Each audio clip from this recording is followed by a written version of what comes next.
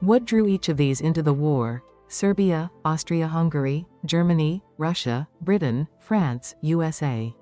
Serbia.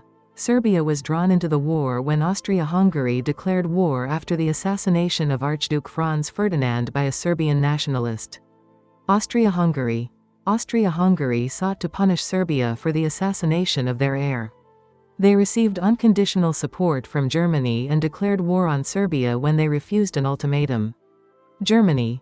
Germany supported Austria-Hungary and declared war on Russia after Russia mobilized in defense of Serbia. Germany also declared war on France as part of the Schlieffen Plan to avoid a two-front war. Russia. Russia entered the war to defend Serbia, its Slavic ally, after Austria-Hungary declared war on Serbia. Russia had been preparing for war with Austria-Hungary and Germany since 1891. Britain.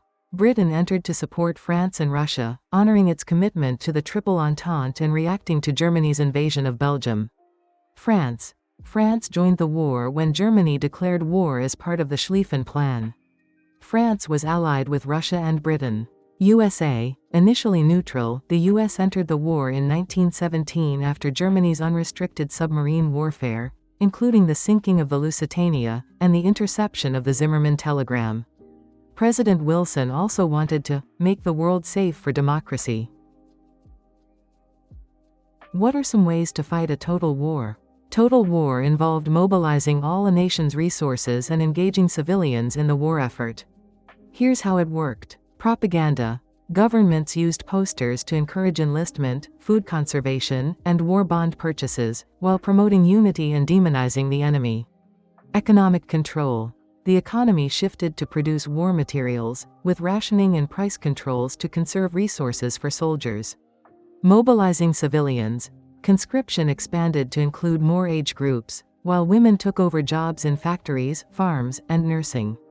Even children and the elderly were encouraged to support the war effort. Attrition. The goal was to wear down the enemy by depleting their resources, making civilian endurance crucial to victory. Russia didn't fully implement total war due to disorganization, which hindered its effectiveness compared to other nations. What did the Big Four, USA, GBR, FRA, ITA, want out of the Versailles Treaty? The Big Four had distinct goals for the Treaty of Versailles, influenced by their wartime experiences and national interests. United States. Woodrow Wilson. Wilson sought a forgiving approach, aiming for a lasting peace through his 14 points. Key goals included establishing the League of Nations, advocating for disarmament, and promoting self-determination for peoples. He did not want reparations or colonial expansion. Great Britain. David Lloyd George. Lloyd George wanted reparations from Germany to compensate for the immense costs of war.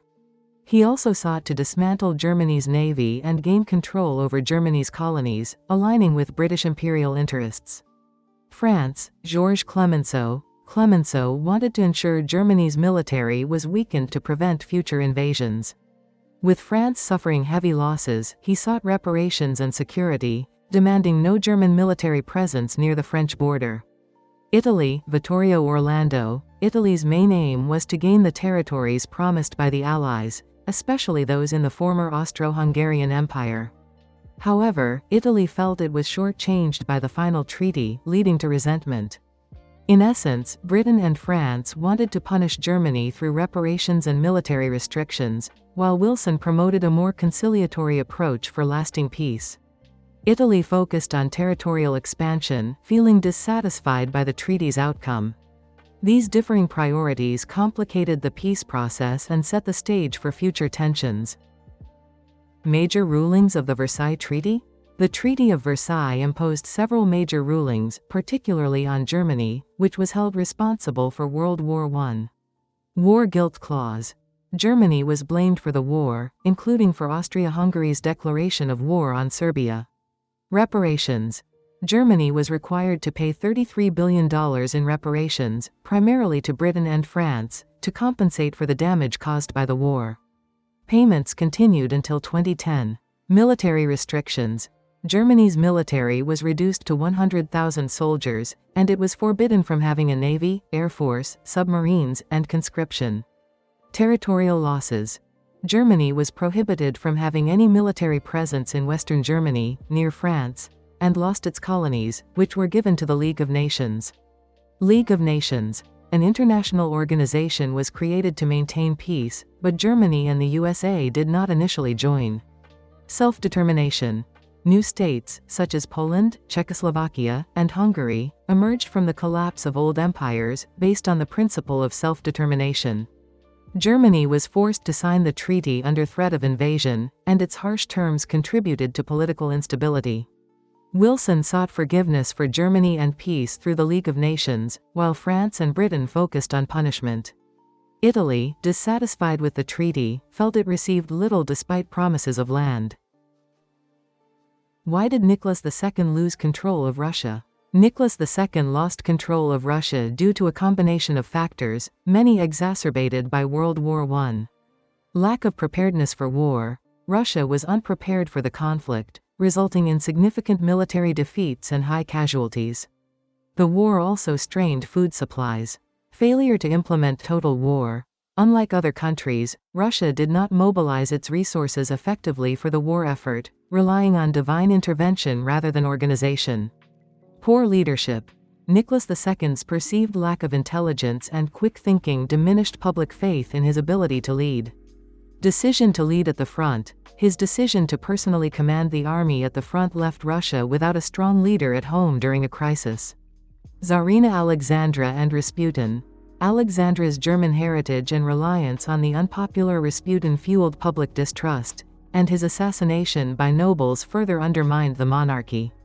Food shortages and riots. Disrupted supply lines led to hunger and bread riots, particularly in Petrograd, driven by desperate women.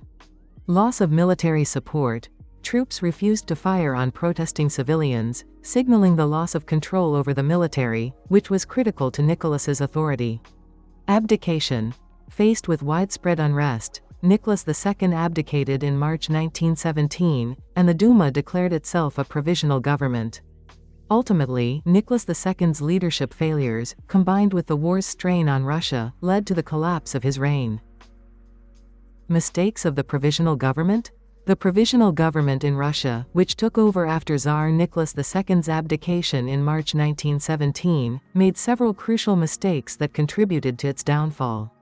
Continuing World War I. Despite widespread dissatisfaction, the provisional government decided to remain in the war, which led to continued food shortages, economic strain, and high casualties. This decision undermined its popularity, while the Bolsheviks, with their slogan of peace, land, and bread, promised an immediate end to the war. Focus on liberal reforms. While the government focused on democratic reforms, such as free speech and elections, these long-term changes did not address the immediate issues of hunger and war. The population, struggling with daily hardships, was less concerned with liberal reforms and more with basic needs. Delayed elections. The provisional government's decision to schedule democratic elections for later in the year created instability and allowed rival power structures like the Petrograd Soviet and Bolsheviks to gain influence. These groups offered more immediate solutions, such as ending the war and redistributing land.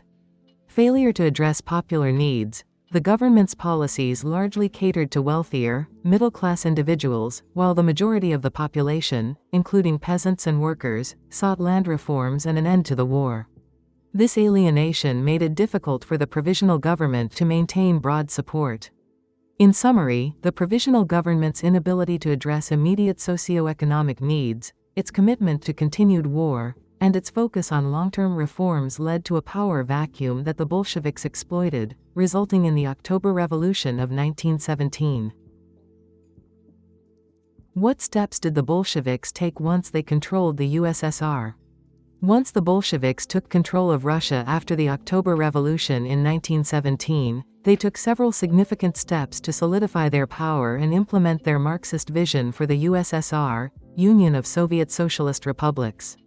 Some key actions they took include withdrawal from World War I. One of the Bolsheviks' first major decisions was to end Russia's involvement in World War I in March 1918. The Brest-Litovsk Treaty was signed with Germany, marking Russia's exit from the war. This allowed the Bolsheviks to focus on consolidating power internally. Redistribution of land. the Bolsheviks enacted land reforms to fulfill their promise of peace, land, and bread. Land was taken from landowners and redistributed to peasants, which gained them significant support from the rural population. Nationalization of industry. The Bolsheviks took control of the major industries, banks, and transportation systems. They aimed to shift the economy to a centralized, planned structure in line with Marxist ideology, where the state owned the means of production. Creation of the Red Army. To defend the revolution, the Bolsheviks formed the Red Army, led by Leon Trotsky, to fight against internal and external enemies, including the White Army, anti-Bolshevik forces, during the Russian Civil War, 1917 to 1923. Suppression of political opponents. The Bolsheviks used force to eliminate political opposition.